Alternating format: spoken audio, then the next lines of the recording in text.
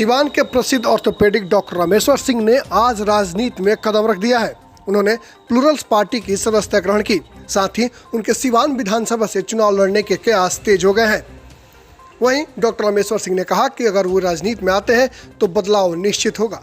साथ ही उन्होंने ये भी कहा कि अगर सिवान की जनता उन्हें अपना प्रतिनिधि चुनती है तो 5 साल में सिवान की दिशा और दशा बदल कर दिखाएंगे। आइए सुनते हैं डॉक्टर रामेश्वर सिंह ने क्या कहा। देर आए दुरुस्त आए, कभी भी तो आए। और एक चीज़ है कि कहीं ना कहीं तो शुरुआत तो करनी पड़ेगी ना। एक चीज़ है कि हम आए हैं केवल जीतने के लिए नहीं आए हैं, हम अपने बच्चों को जवाब देने के लिए। एक्चुअली जो है ना कि अगर हम नहीं काम करेंगे ना, हम अपने लिए नहीं, आपके लिए भी है, वो आम जनता के लिए भी है कि अब जनता माफ़ करेगी वो भी वाला बात नहीं है, बच्चा माफ़ नहीं करेगा। बात हम लोग के बच्चे की है। वो पूछेगा कि बाबूजी, बाबा, काका, चाचा झोरा लेके घूमत रहनी जिंदगी भर, संघ के, बीजेपी के, राजद के, भइल का हमरा खातिर वो लोग कहनी लोग का। और उस वक्त जवाब देना पड़ेगा। सबसे हम जीत सकते हैं, अपने बाल बच्चों से नहीं जीत सकते हैं। वो पूछेगा सवाल कि क्या किया आपने, हम दे रही आए हैं। और देखिए, आने का मतलब ये नहीं है कि हम साफ आए हैं कि हमको जीत जाएंगे, साफ तमका मिल जाएगा। अगर हम उस लायक होंगे तो मिलेगा, नहीं लायक होंगे नहीं मिलेगा।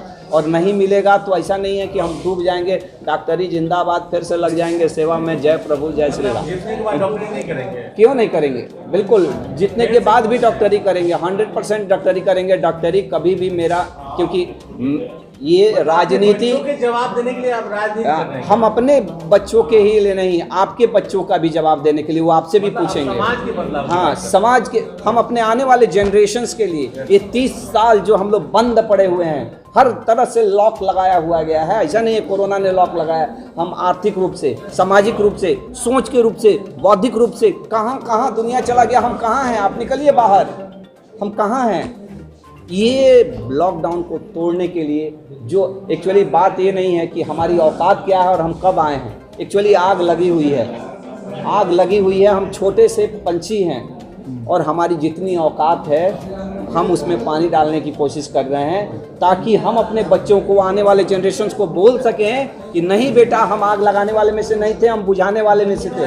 एक सवाल सर ये है कि आप अनऑथराइज्ड रूप से आप सिवान से चुनाव लड़ेंगे, ये श्योर है? ठीक है, मैंने अभी के लिए पार्टी से जुड़ गए हैं। अब पार्टी की जैसा मैं ये डिसीजन, चाहता हूँ, मैं ये जानना चाहता हूँ कि सिवान एक ऐसा विधानसभा है जहाँ पे मूलभूत आवश्यकताओं की बहुत जरूरत है। पूरा जिला इस पर डिपेंडेंट होता है, ये विधानसभा पे। बिल्कुल, क्योंकि पूरे शहर यहीं बसे हुए हैं। बिल्कुल। क्या मूलभूत एजेंडा होगा आपका, ये जानना चाह रहा है। 3-4 हमारे मुद्दे हैं जिस पे मुझे लगता है कि मुझे खुद भी पीड़ा होती है। और जब हमारे साथ लोग आते हैं ना, क्योंकि देखिए, हम भले ही आम राजनीति से नहीं जुड़े हुए हैं, लेकिन हम आदमी से जुड़े हुए हैं। रोज़ 100 लोगों से मिलते हैं और 100 लोगों की भावनाओं से जब जुड़ते हैं तो वो बात केवल अपने शारीरिक कष्ट की नहीं बोलते हैं, वो अपने सामाजिक कष्ट की, अपने मानसिक कष्ट की, अपनी पारिवारिक कष्ट की भी चर्चा करते हैं लोग। मैं इस बात को मानता हूँ कि जितना क्लोजली मैं पब्लिक से जुड़ा हूँ, यहाँ का कोई राजनेता नहीं जुड़ा होगा। क्योंकि मैं मरीज से रोज 100 लोगों से यहाँ पे जुड़ा हुआ हूँ। हमारा मेन एजेंडा है, जो एक तो हमारी पार्टी की एजेंडा क्या, रोजगार, रोजगार और रोजगार। लेकिन खाली रोजगार रोजगार, हमारे लोकल इश्यूज भी हैं। सबसे पहला इशू ड्रेनेज सिस्टम। क्या हमारे, आप रोड पे आए होंगे, आप भी छपर करके आए होंगे। केवल हमारे को ही ब्लेम मत करिएगा। आप अपने घर से भी निकले होंगे तो वहाँ पे भी सोच लीजिएगा कि वो आपने वहाँ से कैसे निकला होगा। सिवान का 25% समय लोग, चाहे वो किसी भी पार्टी के हों, बीजेपी वाले हों, मैं आरजेडी वाले हों, आपने इतना दिन शासन किया। मैं आपसे पूछना चाहता हूं कि आप झंडा लेके घूम रहे होंगे ना, आपके घरवा में आपका बच्चा बोलता होगा काल लेके घूमे ला, जवाब देना पड़ेगा आपको उस बच्चे को अपने।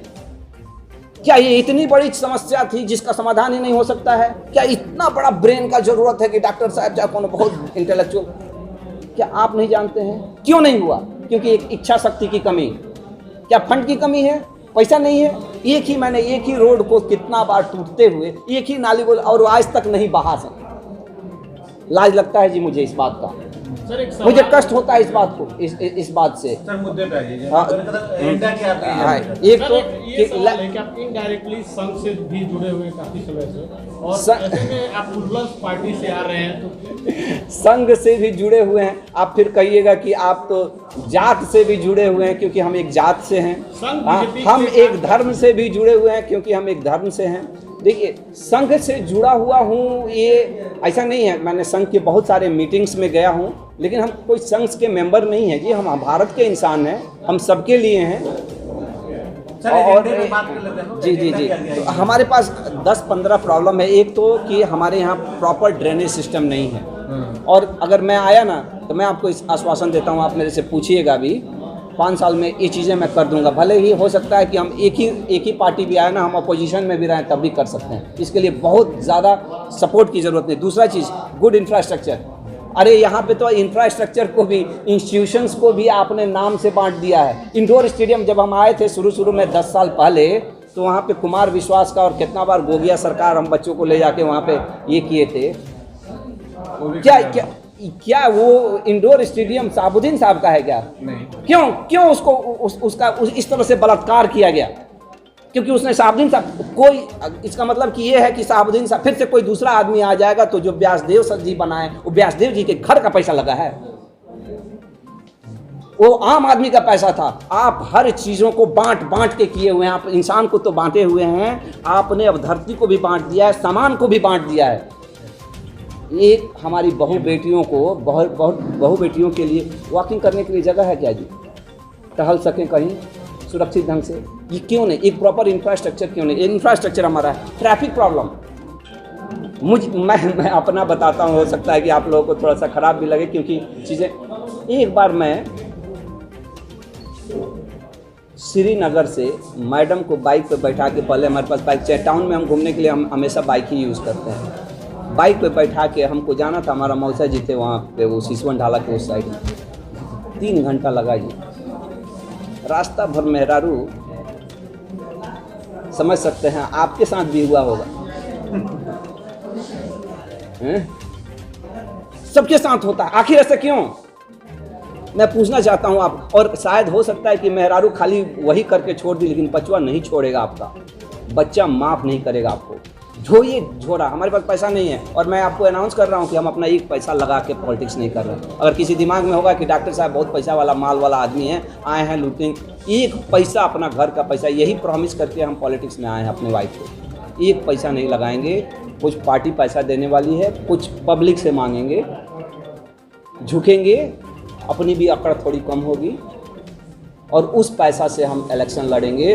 और ये ट्रैफिक प्रॉब्लम ये सॉल्व हो सकता था जी, कभी किसी ने इच्छा शक्ति दिखाई, ये अपना नाम, वो अपना नाम, अगर हुए ना तो ये 5 साल में ये करके दिखाएंगे। नहीं कर किए तो आप हमसे ये रिकॉर्ड करके रखिएगा इस चीज़ को। और ये किया जा सकता है बिना किसी बहुत ज़्यादा रिसोर्सेज के, पार्किंग की सब फैसिलिटी। आपका एजेंडा है कि ये पार्टी का एजेंडा है?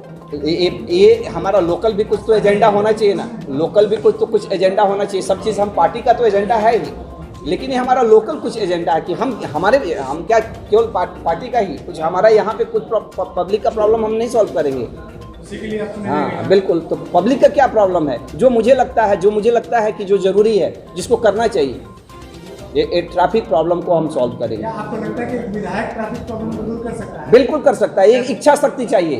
बिल्कुल, देखिए, आप हर चीज़ों के मेंबर, आप हमारे से बेहतर समझ सकते हैं, हम तो उतना उस सिस्टम में घुसे नहीं हैं, लेकिन एक इच्छा शक्ति, एक आवाज़ उठना, एक्चुअली ये आपको नहीं लगता है कि एक यहाँ का विधायक ही क्या, यहाँ का MP, यहाँ का हमारा क्या उसको बोलते हैं कि चेयरमैन, किसी ने भी अच्छे तरह से आवाज़ उठाई होती, चाहे इस चीज़ों को फॉलो अप किया होता, इसकी प्रायोरिटी में रहती, तो आप छपर करके यहाँ पे आते। से आने से ये बदलाव होगा ना कि आप अगर हमारे पास आएंगे ना, तो हम आपको ये नहीं कहेंगे कि अरे बाबू आइल बड़नू, सुनो ना, हम बात कर ले बनी दरोगा जी से, चल जाओ जी 5000 रुपये दे दी, हो जाए।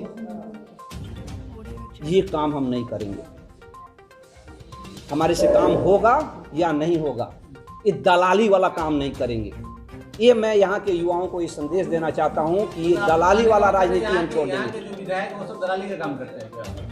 फिर से आप हमको लपना रहे हैं और गिराने की कोशिश कर रहे हैं। हम आदमी पे प्रहार नहीं कर रहे हैं, लेकिन ये आपने भी देखा होगा कि आपको कोई काम हो ना तो चले जाइए, हमारा बहुत अच्छा पहुंच है।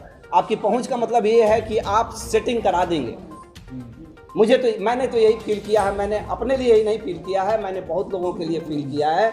और मैं ऐसा मानता हूँ, मैं अपने बारे में बता रहा हूँ कि मेरा कोई भी काम, मुझे मालूम है कि घूस देना और घूस लेना दोनों अपराध है। आज आपके मंच से मैं बोल रहा हूँ कि मैं अपराधी हूँ, मेरा कोई भी काम बिना घूस दिए नहीं हुआ।